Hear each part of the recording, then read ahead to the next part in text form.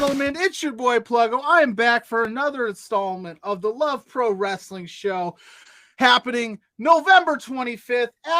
Appetite for wrestling. I'm already stumbling over my words. This is the last show of the year. We've had a hell of a year, and I am joined by T.Y. Jackson. T.Y., how are you today, my friend? I am good. I'm good. Thanks for having me. How are you? Oh, I'm doing well. Thanks for coming on. So we're going to get right down to it, T.Y. I got to ask, my friend, what was the decision to get involved in the Fatal 4-Way Championship match for the tag titles at LPW 9? The golden question, the question that everybody's been asking me, T.Y., why did you interfere in the Fatal 4-Way tag match? It's actually quite simple. I helped my friends become champions. I helped my friends become the first ever LPW tag team champions.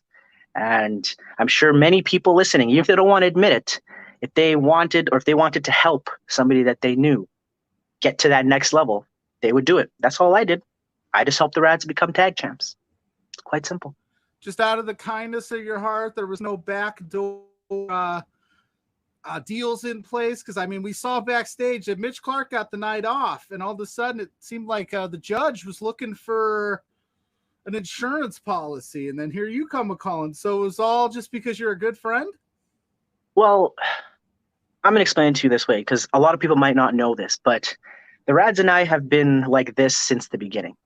I might not have been side by side with them at LPW, but I've stood side by side with them at a lot of different places, won a lot of different championships with them. But you see, at LPW, I wanted to do it on my own. I wanted to go out there and prove myself.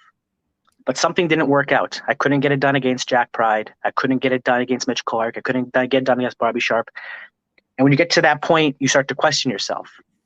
And when you get to that point, you need a support system. And the boys were there for me. They were there for me, and they gave me a chance to come back into the RADz and prove myself and show that I'm not just a loser, and show that I'm not just taking L's, that I can actually do something of substance. And that's what I did. So no, there was no shady backhanded tactics. I didn't get paid anything. Out of the kindness of my heart, I helped the RADz become the tag champs. T.Y., you were a fan favorite throughout LPW, all your appearances. Are you ready for the boo birds, so to speak, that the RADz bring when they show up? Or are you ready for this new challenge of having to maybe win over the fans that you kind of turned your back to at 9? Hey, listen, I didn't turn my back on anybody. Like I said, regardless of if your friends are doing some shady things or if they're not participating maybe in the best activities, you still support them. You still have their back. So yeah, even though I took a different approach at LPW, I was the good guy, I was the smiley T.Y. Jackson, that doesn't mean I'm not going to support my boys. So, and if that comes with backlash, and if that comes with the fans hating me, calling me a traitor, calling me this and that, so be it. Right on. Well, speaking of LPW 10 coming up here on the 25th in Alberta at the Rec Room, your opponent, Son of Irish, was in a similar boat as you. He's had some struggles getting over that hump. He seemingly is going out there solo, doing it his own way. So what can we expect come LPW 10 with you and Son of Irish? You see, Son of Irish is a talented kid, and I've said this multiple times. He will be the future of professional wrestling. But the thing about Son of Irish is, and I've known Son of Irish for a long time too. He keeps going at it his own way. He wants to do it by himself, and I had that same mentality too.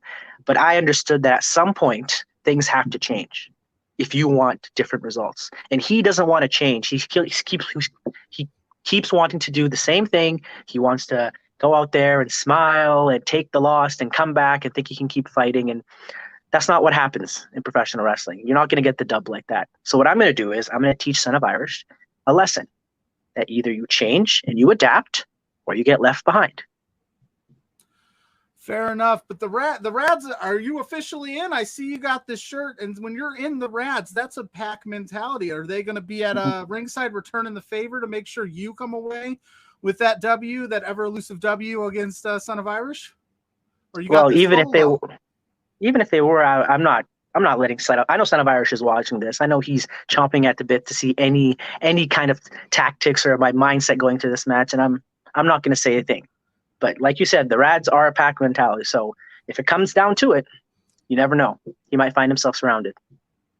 Well, folks, you heard it here first. TY, I appreciate your time. I'm not going to keep you for much longer. We got to get you out of here. You got a busy week ahead of you coming up here on the 25th. Like I said, Alberta, the Rec Room, LPW 10, Appetite for Wrestling.